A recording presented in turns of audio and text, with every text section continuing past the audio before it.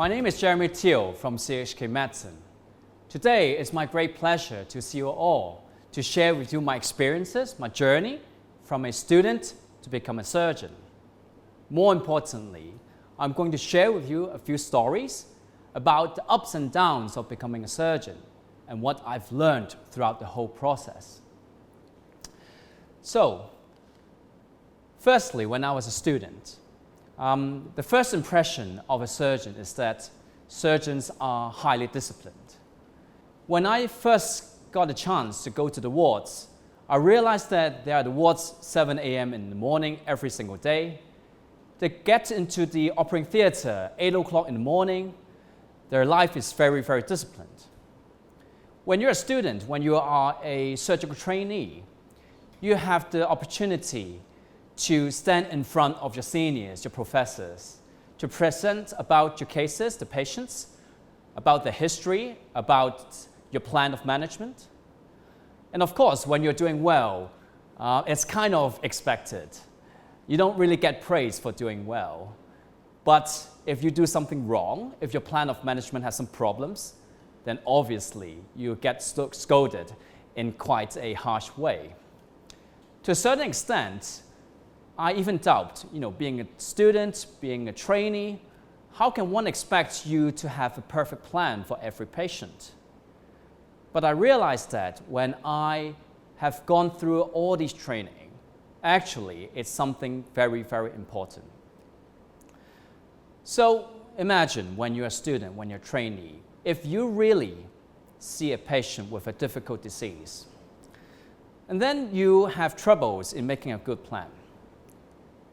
Are you held responsible for the patient? Of course you are. But then it's really your seniors, your consultants, your professors who are really backing you up. They hold the most important responsibility in supervising you. But when you have gone through all the training, when you have really passed your fellowship examination, you become a special surgeon, then you need to hold full responsibility of what you have done. You are fully accountable for your own decisions. And I realized that the whole training process, while it's so being disciplined or perhaps harsh in certain ways, is somewhat very important. They equip you with the necessary knowledge, with the necessary clinical sense to become a surgeon. So in fact, after all these years, I appreciate what I've gone through. But most importantly, making mistakes is something that will occur because we're all humans. Humans make mistakes. But more importantly is how you can face these mistakes in a positive way. How you can change all these negative feelings into some kind of positivity. And in order to do that, one very basic requirement is that you need to have a genuine passion in medicine. If you have the passion, then you'll be able to overcome all these difficulties. You'll be able to withstand the pressure that you face every day, and hopefully you can change all those negative feelings into something positive. On the other hand, if you don't have the passion in medicine, then every day becomes a burden to you. And then all the bad things become bigger and becomes more negative. And so you really need to have a passion. And if you have this passion, then hopefully you'll be able to overcome all these problems in the future. When I was a student, I got a chance to go abroad for some kind of clinical attachment. I still remember when I was in the United States, in the center there. I get a chance to follow a surgeon every day from morning to night. I follow him in ward rounds, in outpatient clinics, in surgeries. I feel very, very honored to have the opportunity to learn from him. And just like all other surgeons, surgeons are very decisive. They are very charismatic. They make decisions right away. And surgeons seem to be always right in many occasions. I still remember when I was in a surgery with him.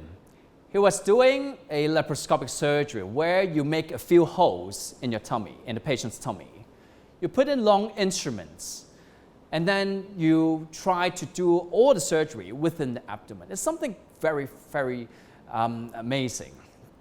And during that surgery, it's a patient with a cancer of the intestine, of a large intestine. So what he's trying to do is to excise the tumor, and then because when you excise the middle part where the tumor is, you have the proximal and distal part of colon, you need to connect them back, what we call anastomosis. And the surgery went very well. At the end of the surgery, he suddenly has a moment of doubt.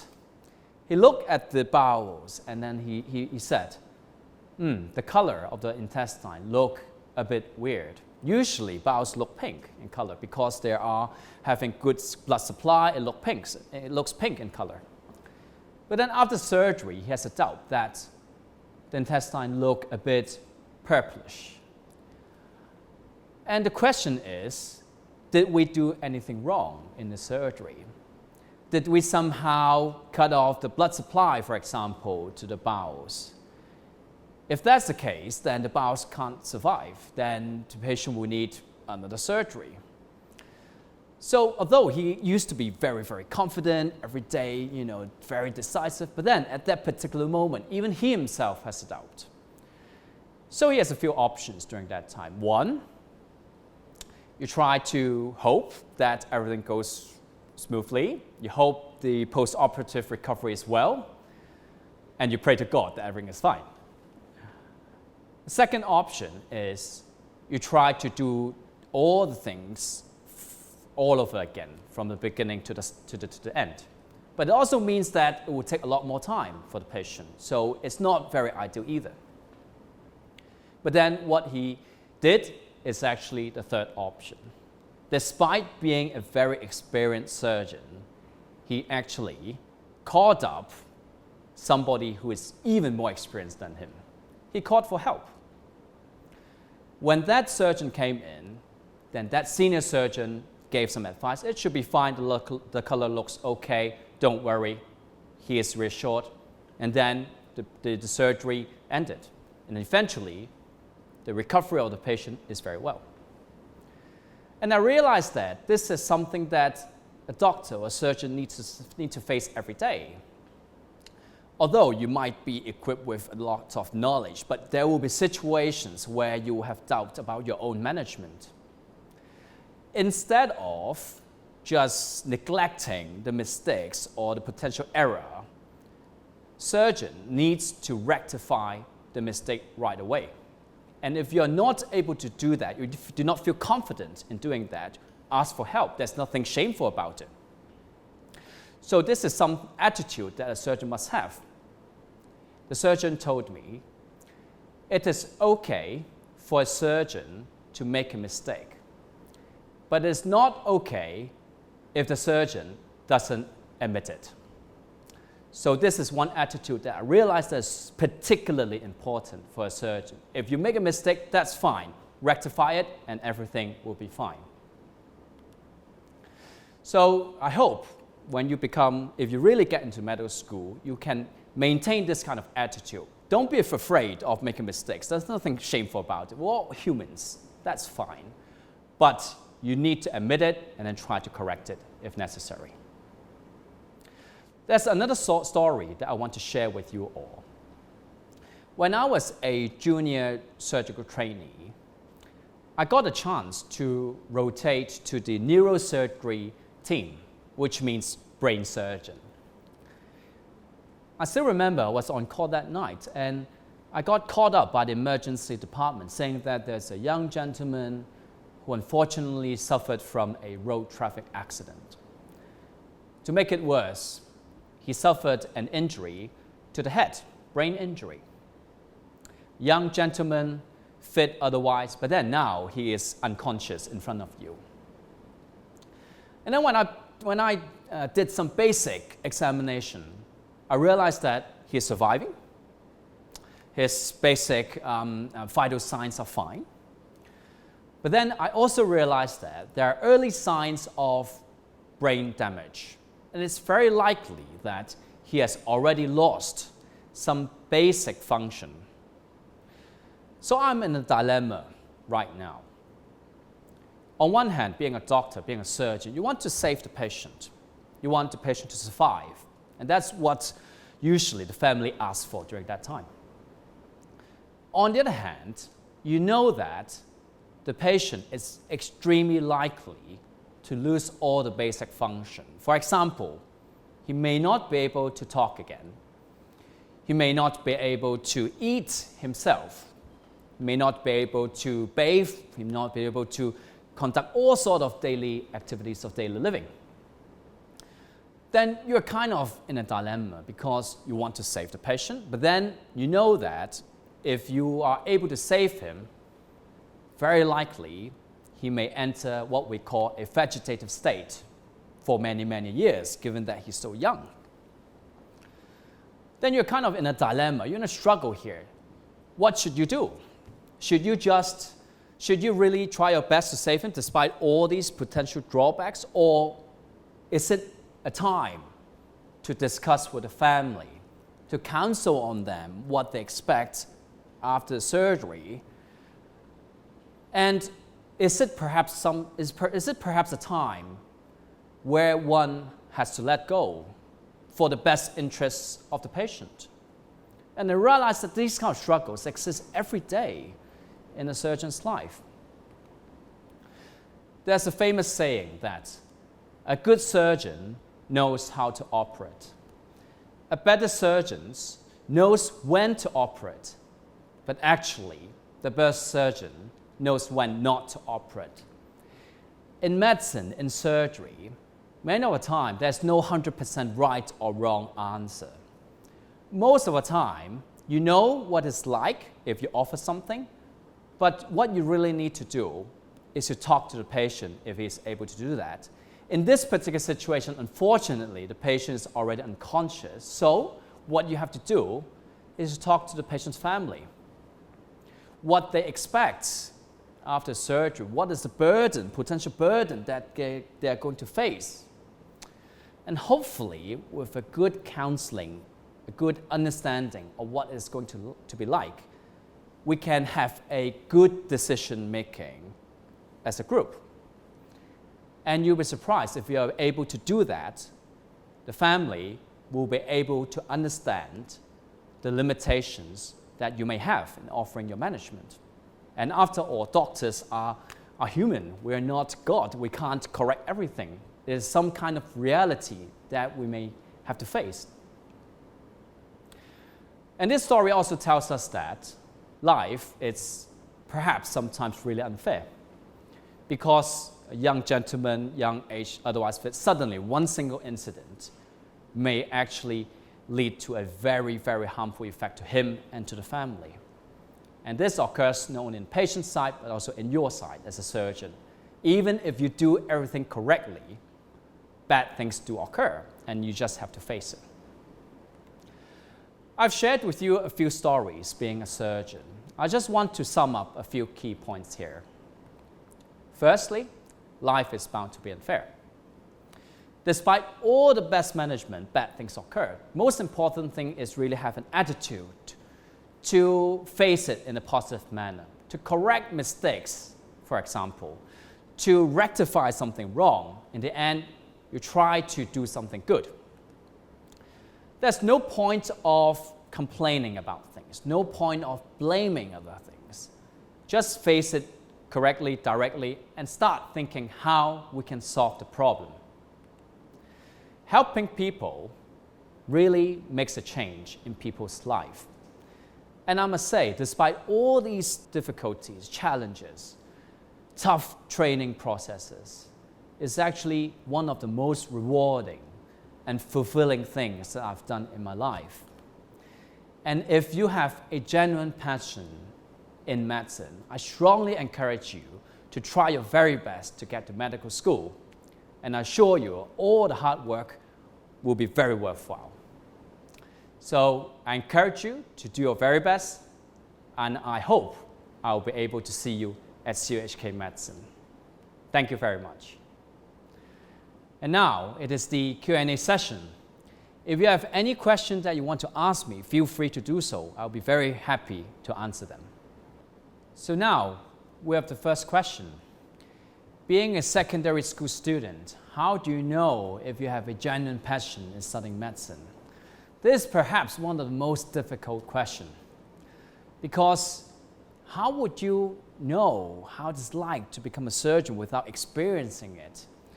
And to be honest, some people really have to become doctors before they really know how it's like. My suggestion, this is a lifelong commitment as a doctor, as your career. So try your very best to find opportunities to have clinical attachments to the hospitals or to the clinics, to really get opportunities to see patients together with your mentor, have some ideas how it is like to become a surgeon or a doctor, and to really have an idea how tough it's going to be like to become a doctor. And only with some kind of exposure, some kind of experience, then you may have a better idea whether you have a genuine passion in medicine. And if so, then strive your very best and then try to get to medical school. So that's my advice for you.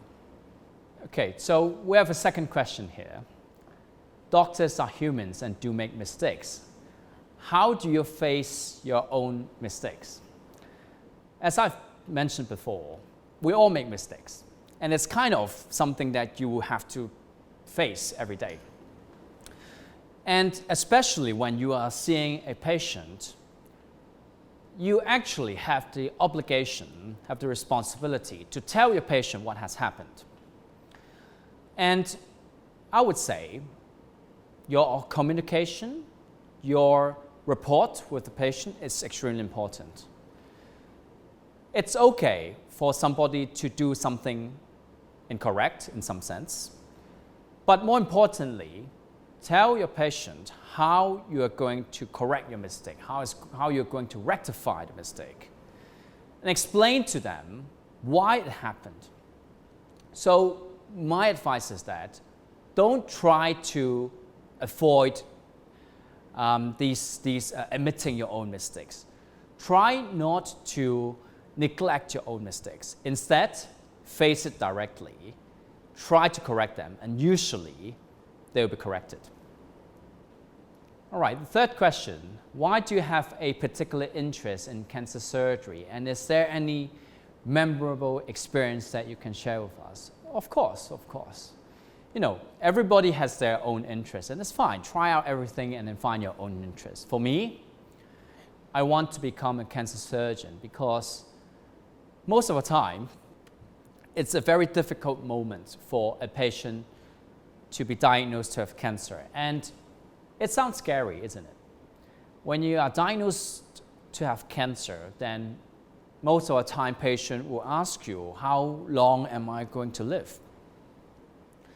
And in patients who are lucky, when the cancer hasn't spread to other organs, when it's still confined in a particular organ, then that's when a cancer surgeon may really make a difference, make an impact in the people's life, because by a simple surgery, one-off surgery, you can potentially cure the patient.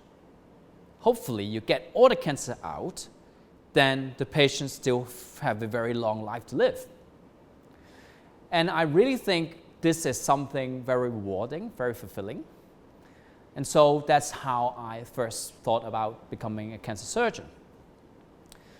And then when I really get a chance to operate on patients, I realized that it is something very challenging as well.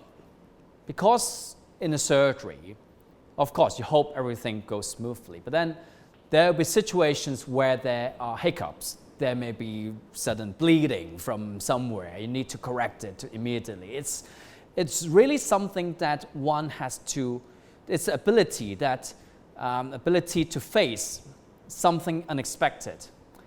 This is something that I really like to learn about. And I think a good surgeon will be able to cope with these uncertain circumstances comfortably. And these kind of experiences, I think, is something very challenging to me, and in a way very satisfying to me as well, because I think I'm able to do it. I have the confidence, I have the ability to do it, and most importantly, you can reassure your patients in a very trustful manner that they can lay their trust on you. So, along the whole track, becoming a surgeon, I realized that it's something that I have gained myself, and it's something that perhaps I can really try to do my best for every patient with cancer in the future. All right, the next question is, how do you break bad news to a patient who is newly diagnosed with cancer? So don't underestimate this kind of encounter, because being diagnosed to have a cancer is a very traumatic experience to a patient. And you can't just go into the room and say, okay, we did some investigation, it came back to be cancer. You can't just do it in a very bluntly manner, because they will be very traumatized. Number one, try to ask not only the patient to be here, but his family or her family, people around, to come together. You try to create a relatively comfortable environment. Try to break bad news in a slow manner. Don't just say you have cancer. Instead, try to explain, all right, because you have this kind of symptoms, we decided to do this kind of investigation. Unfortunately, the results aren't quite what we have expected. It's not something good. And then gradually, you try to break bad news in a stepwise manner. But more importantly, tell them that how are we going to treat him or treat her. Cancer doesn't necessarily mean the end of the world. And with the advancement in technology nowadays, many of the times we have ways to treat the patient, even if he or she has a cancer. So this part becomes even more important, not only breaking bad news, but telling you about your plan, what you're going to do. And perhaps give some hope to them, telling that there are ways to manage the condition. Let them feel that it's not the end of the world. In that case, then hopefully they can try to face this difficult situation in a positive manner.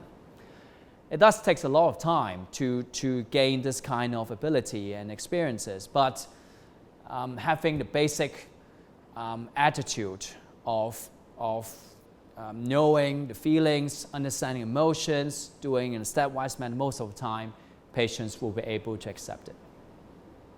All right, we have another question. What will you do if your patient suffers from a complication after surgery?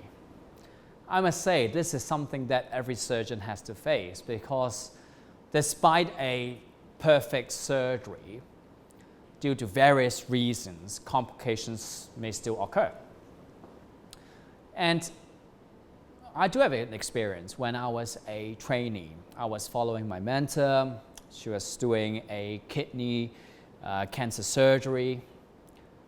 And after the surgery, unfortunately, there's some kind of internal bleeding within the patient's body. And the bleeding was so bad that we have to go into the theater again and try to stop the bleeding. We did. But after the second surgery, the bleeding occurs again. And after a very long management course, many things have happened. Eventually, the patient passed away. And it's a difficult moment, isn't it? You try to cure a patient with cancer. It's out of good deed.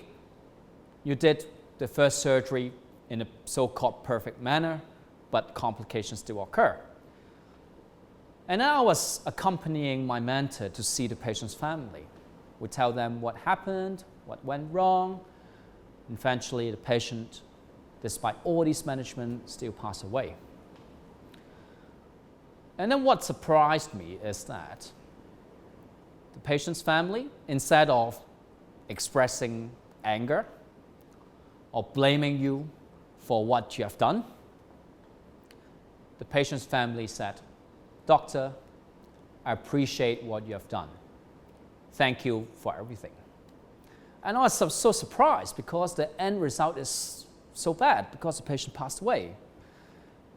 And then when I look back, I realized that because during the whole management course, almost every single day, we spent some moments, some time, to update the patient's family about the condition, to tell them what is going on, tell them about our plan.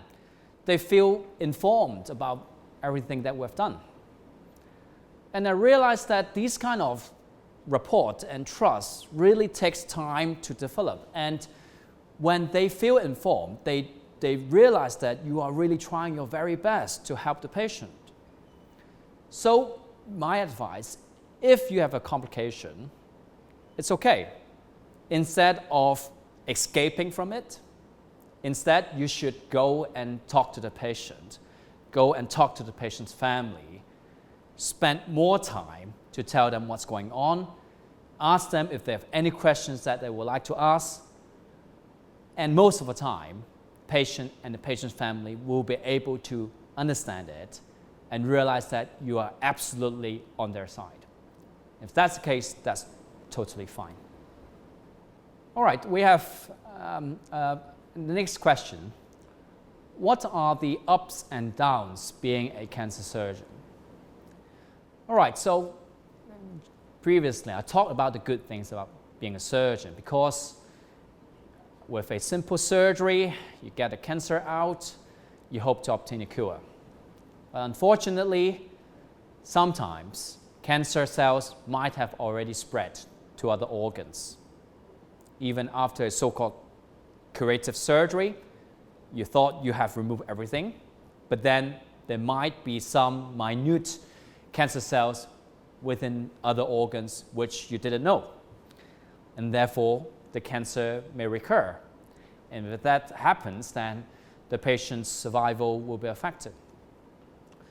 So we need to accept the fact that, we try our very best to help our patients, but we're not really God. We can't control everything. So we need to have realistic expectations. When we see a patient, we don't pretend that we're heroes. No, we're not. But we tell them the reality, what we can do, what we expect, and more importantly, what if the surgery didn't help? What if the disease persists afterwards? How are we going to manage? So, this is life. There are ups and downs. Ups, perfect. When you face the downs, that's okay.